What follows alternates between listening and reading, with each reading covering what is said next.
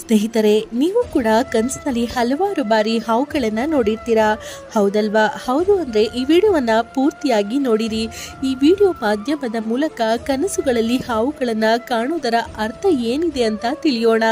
ಪ್ರಾಚೀನ ಪುರಾಣಗಳಲ್ಲಿ ಕನಸುಗಳಲ್ಲಿ ಹಾವು ಕಾಣುವುದರ ಅರ್ಥವನ್ನ ವಿಸ್ತಾರವಾಗಿ ತಿಳಿಸಿದ್ದಾರೆ. ಈ ಕನಸುಗಳಿಗೂ ನಮ್ಮ ಜೀವನಕ್ಕೂ ಯಾವುದಾದರೂ ಒಂದು ರೀತಿಯಲ್ಲಿ ಸಂಬಂಧ ಇರುತ್ತದೆ. ಪ್ರಾಚೀನ ಕಾಲದಿಂದಲೇ ನಾಗಗಳನ್ನ ಪೂಜನೀಯ ಅಂತ ತಿಳಿಯಲಾಗಿದೆ. ಯಾವಾಗ ಈ ನಾಗಸರ್ಪಗಳು ನಮ್ಮ ಕನಸುಗಳಲ್ಲಿ ಬರ್ತಾವೆಯೋ ಇಲ್ಲಿಯೂ ನಮ್ಮ ಭವಿಷ್ಯಕ್ಕೆ ಸಂಬಂಧಪಟ್ಟಂತಹ ಸಂಕೇತಗಳನ್ನ ಕೊಡ್ತಾವೆ. ಕೆಲವು ಸಂಕೇತಗಳು ಎಷ್ಟು ಮಹತ್ವಪೂರ್ಣವಾಗಿ ಇರ್ತವೆ ಅಂದ್ರೆ ಅವುಗಳನ್ನ ನಾವು ನಿರ್ಲಕ್ಷ್ಯ ಮಾಡಬಾರ್ದು. ಹಾಗಾಗಿ ಸ್ನೇಹಿತರೆ, ಈ ವಿಡಿಯೋವನ್ನ ನೀವು ಪೂರ್ತಿಯಾಗಿ ನೋಡಿ. ಹಾಗೆ ಫ್ರೆಂಡ್ಸ್, ಯಾರೆಲ್ಲ ಇನ್ನು ನಮ್ಮ ಚಾನೆಲ್ ಅನ್ನು ಸಬ್ಸ್ಕ್ರೈಬ್ ಮಾಡಿಲ್ಲ ಅಂದ್ರೆ ದಯಮಾಡಿ ಸಬ್ಸ್ಕ್ರೈಬ್ ಮಾಡಿ. ಭಗವಂತನಾದ ಶಿವನು ತಾಯಿ ಪಾರ್ವತಿ ದೇವಿಗೆ ನಾಗಗಳಿಗೆ ಸಂಬಂಧಪಟ್ಟಂತಹ ಯಾವ ಒಂದು ರಹಸ್ಯವನ್ನ ತಿಳಿಸಿದ್ದಾರೆ ಅಂತ ತಿಳಿಯೋಣ. ಎಲ್ಲಕ್ಕಿಂತ ಮೊದಲು ವಿಡಿಯೋವನ್ನ ಒಂದು ಲೈಕ್ ಮಾಡಿ, ಭಕ್ತಿಯಿಂದ ಕಮೆಂಟ್ಸ್ ಬಾಕ್ಸ್ ನಲ್ಲಿ ಹರಹರ ಮಹಾದೇವ್ ಎಂದು ಬರೆಯಿರಿ.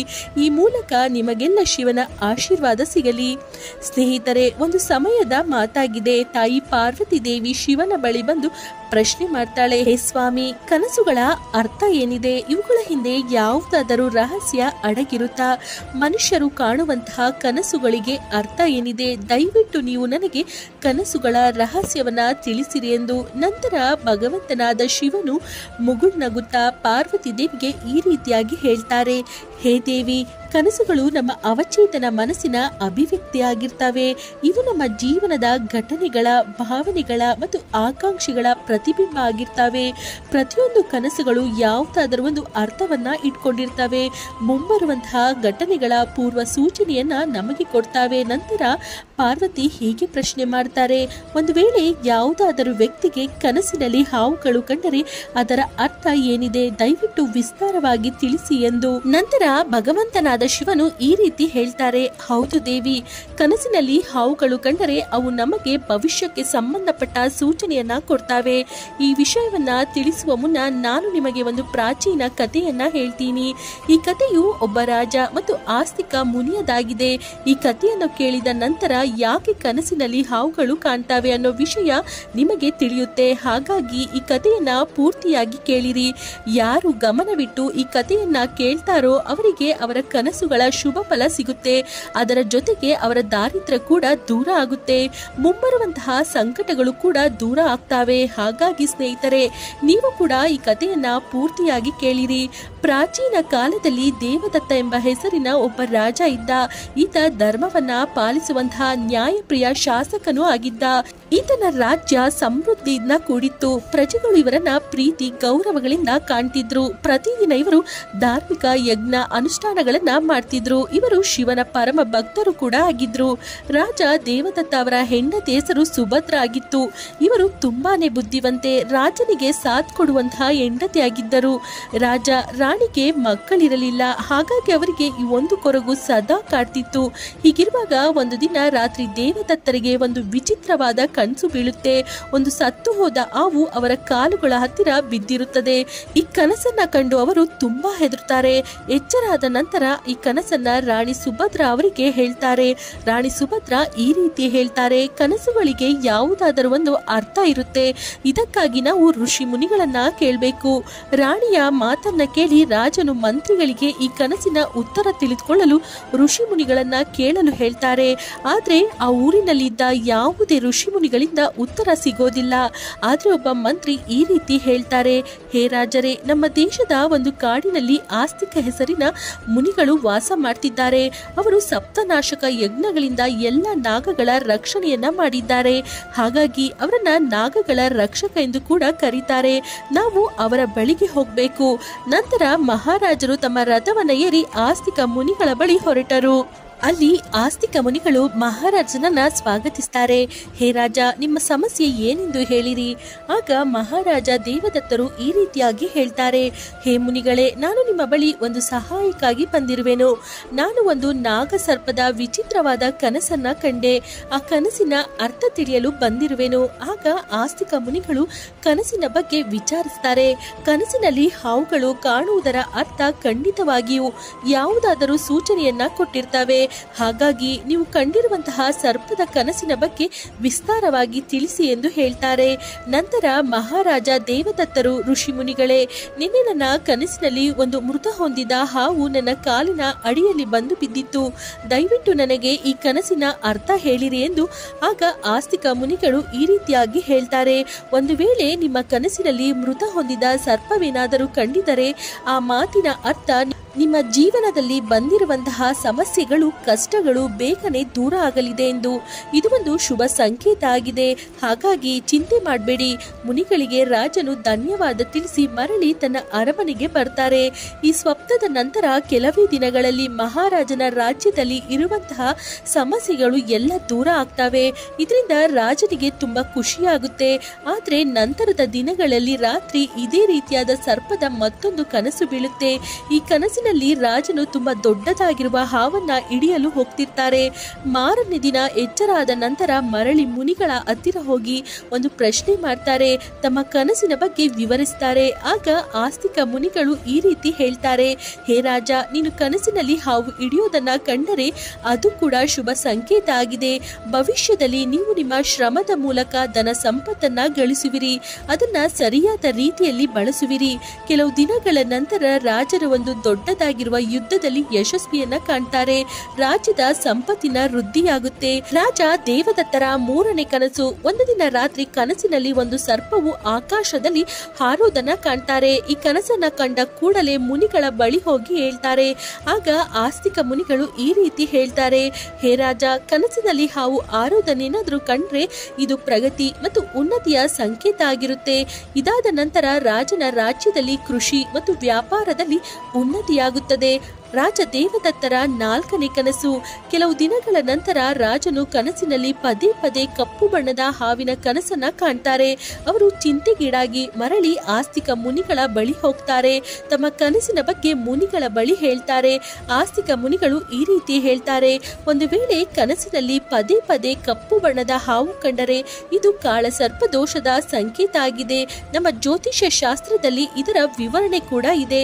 ಆಸ್ತಿಕ ಮುನಿಗಳ ನಿರ್ದೇಶನದ ಅನುಸಾರವಾಗಿ ರಾಜನು ಪೂಜೆ ಪಾಠಗಳನ್ನ ಮಾಡಿದ ಮತ್ತು ದೋಷದಿಂದ ಮುಕ್ತಿ ಕೂಡ ಪಡಿತಾನೆ. ರಾಜ ದೇವದತ್ತರ ಐದನೇ ಕನಸು. ಒಂದು ದಿನ ರಾಜ ದೇವದತ್ತರು ಕನಸಿನಲ್ಲಿ ಹಸಿರು ಬಣ್ಣದ ಹಾವನ್ನ ಕಾಣ್ತಾರೆ. ಎಚ್ಚರಾದ ತಕ್ಷಣವೇ ಆಸ್ತಿಕ ಮುನಿಗಳ ಬಳಿ ಹೋಗಿ ಪ್ರಶ್ನೆ ಮಾಡ್ತಾರೆ ಮತ್ತು ತಮ್ಮ ಕನಸಿನ ಬಗ್ಗೆ ಕೂಡ ಹೇಳ್ತಾರೆ. ಆಗ ಆಸ್ತಿಕ ಮುನಿಗಳು ಹೇಳ್ತಾರೆ, ಹೇ ರಾಜನೇ, ಇದು ಶುಭ ಸಂಕೇತ ಆಗಿದೆ. ಮುಂದಿನ ದಿನಗಳಲ್ಲಿ ನಿಮ್ಮ ಜೊತೆ ಶುಭ ಘಟನೆ ನಡೆಯುತ್ತೆ. ಇದಾದ ನಂತರ ರಾಜನ ರಾಜ್ಯದಲ್ಲಿ ಒಳ್ಳೆಯ ಬೆಳೆ ಬರುತ್ತದೆ. ಪ್ರಜೆಗಳಿಗೆ ತುಂಬಾ ಖುಷಿಯಾಗುತ್ತದೆ. ಇನ್ನು ರಾಜ ದೇವದತ್ತರ ಆರನೇ ಕನಸು. ಒಂದು ದಿನ ರಾಜ ದೇವದತ್ತರು ತಮ್ಮ ಕನಸಿನಲ್ಲಿ ಶುಭ್ರ ಬಣ್ಣದ, ಬಿಳಿ ಬಣ್ಣದ ಹಾವಿನ ಕನಸನ್ನ ಕಾಣ್ತಾರೆ. ಎಚ್ಚರಾದ ನಂತರ ರಾಜರು ತಕ್ಷಣವೇ ಆಸ್ತಿಕ ಮುನಿಗಳ ಬಳಿ ಹೋಗಿ ತಮ್ಮ ಕನಸಿನಲ್ಲಿ ಶುಭ್ರ ಬಣ್ಣದ ಹಾವು ಕಂಡಿರೋದರ ಬಗ್ಗೆ ಹೇಳ್ತಾರೆ. ಆಗ ಆಸ್ತಿಕ ಮುನಿಗಳು ಇದರ ಬಗ್ಗೆ ಈ ರೀತಿಯಾಗಿ ಹೇಳ್ತಾರೆ, ಹೇ ರಾಜ, ಕನಸಿನಲ್ಲಿ ಬಿಳಿ ಬಣ್ಣದ ಹಾವು ಕಾಣುವುದರ ಅರ್ಥ ಕೂಡ ಶುಭ ಸಂಕೇತ ಆಗಿದೆ. ಇದರಿಂದ ಧನ ಪ್ರಾಪ್ತಿಯಾಗಲಿದೆ. ಕೆಲವೇ ದಿನಗಳಲ್ಲಿ ನಂತರ ರಾಜನಿಗೆ ಅಪಾರ ಧನ ಸಂಪತ್ತು ಸಿಗುತ್ತೆ. ರಾಜ ದೇವದತ್ತರ ಏಳನೇ ಕನಸು. ಅವರ ಕನಸಿನಲ್ಲಿ ಒಂದು ಹಾವು ಎದುರಿ ಓಡಿ ಹೋಗ್ತಿತ್ತು. ಇದರ ಬಗ್ಗೆಯೂ ಆಸ್ತಿಕ ಮುನಿಗಳ ಬಳಿ ಹೋಗಿ ಕೇಳಿದಾಗ ಅವರು ಈ ರೀತಿ ಹೇಳ್ತಾರೆ, ಹೇ ರಾಜ, ಇದು ಒಂದು ಅಶುಭ ಸಂಕೇತ ಆಗಿದೆ. ಇಲ್ಲಿ ಶತ್ರುಗಳು ನಿಮಗೆ ಮೋಸ ಮಾಡಬಹುದು. ಇದೇ ರೀತಿಯಾಗಿ ಕೆಲವು ದಿನಗಳ ನಂತರ ರಾಜನಿಗೆ ಹತ್ತಿರ ಆಗಿರುವಂತಹ ಒಬ್ಬ ಮಂತ್ರಿ ಅವರಿಗೆ ಮೋಸ ಮಾಡ್ತಾರೆ. ಆದ್ರೆ ಸಮಯಕ್ಕೂ ಮುನ್ನ ರಾಜರು ಎಚ್ಚರ ವಹಿಸ್ತಾರೆ. ಆ ಮಂತ್ರಿಯನ್ನ ಬಂಧಿಸಿ ದಂಡವನ್ನ ಕೂಡ ವಿಧಿಸ್ತಾರೆ. ರಾಜ ದೇವದತ್ತರ ಎಂಟನೇ ಕನಸು. ಒಂದು ದಿನ ರಾತ್ರಿ ಕನಸಿನಲ್ಲಿ ಹಾವು ಅವರನ್ನ ಕಚ್ಚುತ್ತಿತ್ತು. ಈ ವಿಷಯವನ್ನ ಆಸ್ತಿಕ ಮುನಿಗಳಿಗೆ ಅವರು ಹೋಗಿ ತಿಳಿಸ್ತಾರೆ.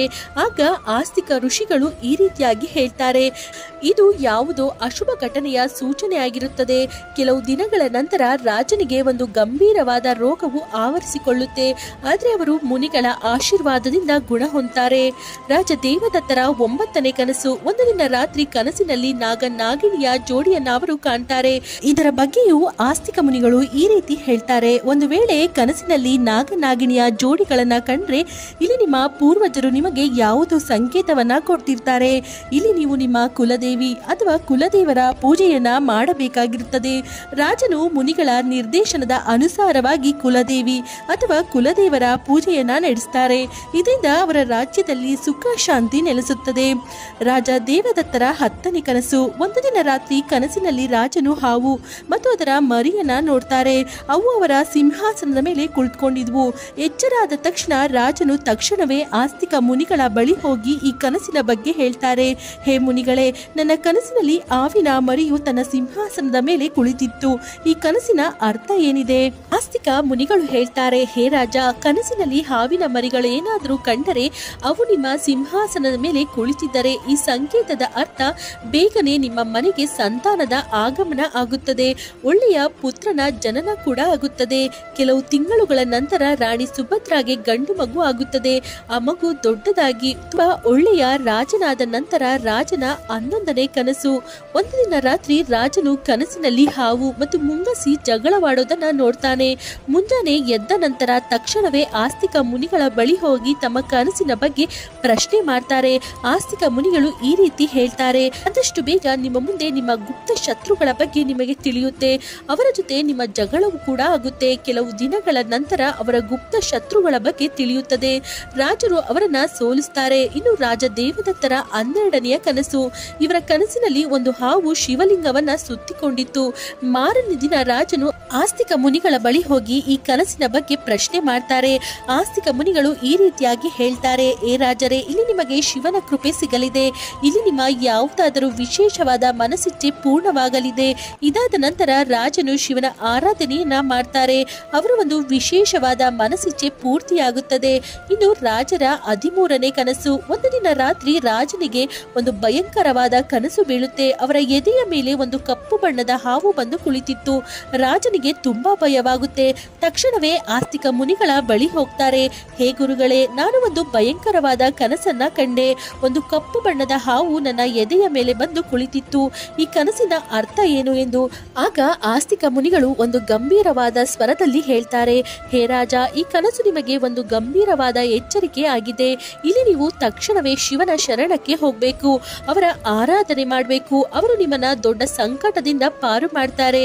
ಋಷಿಗಳ ಆದೇಶದಂತೆ ರಾಜ ದೇವದತ್ತರು ಶಿವನ ಆರಾಧನೆಯನ್ನ ಮಾಡಲು ಶುರು ಮಾಡ್ತಾರೆ. ಅವರ ಕಠಿಣವಾದ ಪೂಜೆ ತಪಸ್ಸಿಗೆ ಮೆಚ್ಚಿ ಶಿವನು ಕೂಡ ಒಲಿತಾನೆ. ಶಿವನು ಪ್ರತ್ಯಕ್ಷನಾಗಿ ಈ ರೀತಿ ಹೇಳ್ತಾರೆ, ಹೇ ರಾಜ, ನೀನು ನಿನ್ನ ಮೃತ್ಯುವಿನ ಭಯದಲ್ಲಿ ಒಳ್ಳೆಯ ಮನಸ್ಸಿನಿಂದ ನನ್ನ ಆರಾಧನೆ ಪೂಜೆಯನ್ನ ಮಾಡಿದೀಯಾ. ಹಾಗಾಗಿ ನಾನು ನಿನಗೆ ಆಶೀರ್ವಾದವನ್ನ ನೀಡ್ತಿದ್ದೇನೆ. ನಿನ್ನ ಆಯಸ್ಸು ವೃದ್ಧಿಯಾಗುತ್ತದೆ. ನೀನು ಆರೋಗ್ಯಕರವಾದ ಜೀವನವನ್ನ ನಡೆಸುವೆ. ರಾಜ ದೇವದತ್ತ ಶ್ರದ್ಧೆಯಿಂದ ಹೇಳ್ತಾರೆ, ಹೇ ಮಹಾದೇವ, ನಿಮ್ಮ ಕೃಪೆಯಿಂದ ನನ್ನ ಆಯಸ್ಸು ವೃದ್ಧಿಯಾಗಿದೆ. ಭಗವಂತನಾದ ಶಿವನು ರಾಜನಿಗೆ ಆಶೀರ್ವಾದವನ್ನ ನೀಡ್ತಾರೆ. ನಂತರ ರಾಜನು ತುಂಬಾ ಸಮಯದ ತನಕ ರಾಜ್ಯದಲ್ಲಿ ಸುಖವಾಗಿ ರಾಜ್ಯವನ್ನ ಆಳ್ತಾರೆ. ಈ ಕಥೆಯನ್ನ ಕೇಳಿದ ನಂತರ ತಾಯಿ ಪಾರ್ವತಿ ದೇವಿಗೆ ಶಿವನು ಈ ರೀತಿಯಾಗಿ ಹೇಳ್ತಾರೆ, ಹೇ ಸ್ವಾಮಿ, ಈ ಕಥೆ ತುಂಬಾ ಅದ್ಭುತವಾಗಿತ್ತು. ಆಗ ಭಗವಂತನಾದ ಶಿವನು ಮುಗುಳ್ನಗುತ್ತಾ ಈ ರೀತಿಯಾಗಿ ಹೇಳ್ತಾರೆ, ಹೇ ಪಾರ್ವತಿ ದೇವಿ, ಕನಸುಗಳು ನಮಗೆ ತುಂಬಾ ಮಹತ್ವವಾದ ವಿಷಯಗಳನ್ನ ತಿಳಿಸ್ತವೆ. ನಾವು ಅವುಗಳನ್ನ ಅರ್ಥ ಮಾಡ್ಕೊಂಡು ಕಲ್ತ್ಕೊಳ್ಳುವಂತ ಅವಶ್ಯಕತೆ ಇರುತ್ತದೆ ಅಷ್ಟೇ. ಇಲ್ಲಿ ಪ್ರತಿಯೊಂದು ಕನಸುಗಳು ಒಂದೊಂದು ರೀತಿಯ ಸಂದೇಶವನ್ನ ತರ್ತವೆ. ಒಂದು ವೇಳೆ ಕನಸಿನಲ್ಲಿ ಮೃತ ಸರ್ಪ ಕಂಡರೆ ಈ ಕನಸು ಜೀವನದ ಕಷ್ಟಗಳನ್ನ ತೊಂದರೆಗಳನ್ನ ದೂರ ಮಾಡುವಂತದ್ದು. ಇದು ಶುಭ ಸಂಕೇತ ಆಗಿದೆ. ಕಠಿಣವಾದ ಕಷ್ಟಗಳು ದೂರ ಆಗಿ ಸುಖ, ಶಾಂತಿ, ನೆಮ್ಮದಿ ಹತ್ತಿರಕ್ಕೆ ಬರುತ್ತೆ. ಸ್ವಪ್ನದಲ್ಲಿ ಯಾರಾದರೂ ಹಾವನ್ನ ಹಿಡಿದರೆ ವ್ಯಕ್ತಿಯ ಶ್ರಮದಿಂದ ಧನ ಸಂಪತ್ತನ್ನ ಪಡೆದುಕೊಳ್ತಾನೆ. ಇದು ಯಶಸ್ಸು ಮತ್ತು ಸಮೃದ್ಧಿಯ ಪ್ರತೀಕ ಆಗಿದೆ. ಒಂದು ವೇಳೆ ಸ್ವಪ್ನದಲ್ಲಿ ಆರುತ್ತಿರುವಂತಹ ಸರ್ಪ ಕಂಡರೆ ಇದು ಉನ್ನತಿ ಮತ್ತು ಪ್ರಗತಿಯ ಸಂಕೇತ ಆಗಿದೆ. ವ್ಯಕ್ತಿಯ ಜೀವನದಲ್ಲಿ ವಿಕಾಸ ಹೊಂದ್ತಾನೆ ಮತ್ತು ಸಮೃದ್ಧಿಯಾಗ್ತಾನೆ. ಕನಸಿನಲ್ಲಿ ಕಪ್ಪು ಬಣ್ಣದ ಹಾವು ಕಂಡರೆ ಇದು ಕಾಳಸರ್ಪದ ದೋಷದ ಸೂಚನೆಯಾಗಿದೆ. ಇದು ಅಶುಭ ಆಗಿರುತ್ತದೆ. ಇದರ ನಿವಾರಣೆ ಮಾಡಿದರೆ ವ್ಯಕ್ತಿಗೆ ಸುಖ, ಶಾಂತಿ, ನೆಮ್ಮದಿ ಸಿಗುತ್ತದೆ. ಕನಸಿನಲ್ಲಿ ಹಸಿರು ಹಾವು ಕಂಡರೆ ಇದು ಶುಭ ಸಂಕೇತ ಆಗಿದೆ. ಹತ್ತಿರದ ಭವಿಷ್ಯದಲ್ಲಿ ಒಳ್ಳೆಯ ಘಟನೆಗಳು ನಡೆಯುತ್ತವೆ. ಇದು ಸುಖ, ಸಮೃದ್ಧಿಯ ಪ್ರತೀಕವೂ ಆಗಿದೆ. ಕನಸಿನಲ್ಲಿ ಶುಭ್ರ ಬಣ್ಣದ ಹಾವು ಕಂಡರೆ ಇದು ಧನಪ್ರಾಪ್ತಿಯ ಸಂಕೇತ ಆಗಿದೆ. ಇದು ಆರ್ಥಿಕ ಸಮೃದ್ಧಿಯತ್ತ ಸೂಚನೆ ಕೊಡುತ್ತೆ. ಒಂದು ವೇಳೆ ಕನಸಿನಲ್ಲಿ ಹಾವು ಮನುಷ್ಯನನ್ನ ಕಂಡು ಎದುರಿ ಓಡಿ ಹೋಗ್ತಿದ್ರೆ ಇದು ಅಶುಭ ಸಂಕೇತ ಆಗಿದೆ. ಶತ್ರುಗಳಿಂದ ಮೋಸ ಆಗುವ ಸಾಧ್ಯತೆ ಇರುತ್ತೆ. ಕನಸಿನಲ್ಲಿ ಹಾವು ಕಚ್ಚಿದ್ರೆ ಇದು ಅಶುಭ ಘಟನೆಯ ಸೂಚನೆಯಾಗಿದೆ. ವ್ಯಕ್ತಿಯ ಆರೋಗ್ಯದಲ್ಲಿ ಏರುಪೇರುಗಳಾಗಬಹುದು. ಕನಸಿನಲ್ಲಿ ನಾಗನಾಗಿನಿಯ ಜೋಡಿಗಳು ಕಂಡರೆ ಇಲ್ಲಿ ಪೂರ್ವಜರ ಕಡೆಯಿಂದ ಸೂಚನೆ ಸಿಗುತ್ತಿರುತ್ತದೆ. ಇಲ್ಲಿ ಕುಲದೇವರ ಪೂಜೆ ಮಾಡಬೇಕು. ಇದರಿಂದ ಕುಲದಲ್ಲಿ ಸುಖ ಶಾಂತಿ ಉಳಿಯುತ್ತೆ. ಕನಸಿನಲ್ಲಿ ಹಾವುಗಳು ಸಿಂಹಾಸನದ ಮೇಲೆ ಕುಳಿತಿರೋದನ್ನ ಕಂಡ್ರೆ ಮುಂಬರುವ ಸಂತಾನದ ಸೂಚನೆಯಾಗಿದೆ. ಒಂದು ವೇಳೆ ಕನಸಿನಲ್ಲಿ ಹಾವು ಮುಂಗಸಿಯ ಜಗಳ ಕಂಡರೆ ಇದು ಗುಪ್ತ ಶತ್ರುಗಳ ಬಗ್ಗೆ ತಿಳಿಯುತ್ತೆ. ಇಲ್ಲಿ ವ್ಯಕ್ತಿ ಎಚ್ಚರವಾಗಿರಬೇಕು. ಶತ್ರುಗಳನ್ನ ಎದುರಿಸಲು ತಯಾರಾಗಿರ್ಬೇಕು. ಕನಸಿನಲ್ಲಿ ಯಾವುದಾದರೂ ಹಾವು ಶಿವಲಿಂಗವನ್ನ ಸುತ್ತಕೊಂಡಿರೋದನ್ನ ಕಂಡ್ರೆ ಇದು ಶಿವನ ಕೃಪೆಯಿಂದ ಮನಸ್ಸಿಚ್ಛೆ ಸಂಕೇತವಾಗಿದೆ. ಇದು ಅತ್ಯಂತ ಶುಭ ಆಧ್ಯಾತ್ಮಿಕ ಕನಸಾಗಿದೆ. ಒಂದು ವೇಳೆ ಯಾವುದಾದರೂ ಮನುಷ್ಯನಿಗೆ ಕಪ್ಪು ಬಣ್ಣದ ಹಾವು ಎದೆಯ ಮೇಲೆ ಕುಳಿತಿರೋದನ್ನ ಕಂಡ್ರೆ ಇದು ಗಂಭೀರವಾದ ಸಂಕಟದ ಸಂಕೇತ ಆಗಿದೆ. ಇಲ್ಲಿ ವ್ಯಕ್ತಿಯು ಭಗವಂತನಿಗೆ ಶರಣಾಗಿ ಅವನ ಆಶೀರ್ವಾದವನ್ನ ಪಡಿಬೇಕು. ಈ ರೀತಿಯಾಗಿ ಭಗವಂತನಾದ ಶಿವನು ಪಾರ್ವತಿ ದೇವಿಗೆ ಸರ್ಪಗಳ ಸ್ವಪ್ನದ ರಹಸ್ಯವನ್ನ ಹೇಳ್ತಾರೆ. ಫ್ರೆಂಡ್ಸ್, ಈ ಮಾಹಿತಿ ನಿಮಗೆ ಇಷ್ಟವಾಗಿದ್ದಲ್ಲಿ ದಯಮಾಡಿ ಲೈಕ್ ಮಾಡಿ ಹಾಗೆ ಶೇರ್ ಮಾಡಿ. ಹಾಗೆ ಫ್ರೆಂಡ್ಸ್, ಯಾರೆಲ್ಲ ಇನ್ನು ನಮ್ಮ ಚಾನಲನ್ನು ಸಬ್ಸ್ಕ್ರೈಬ್ ಮಾಡಿಲ್ಲ ಅಂದರೆ ದಯಮಾಡಿ ಸಬ್ಸ್ಕ್ರೈಬ್ ಮಾಡಿ. ಧನ್ಯವಾದಗಳು.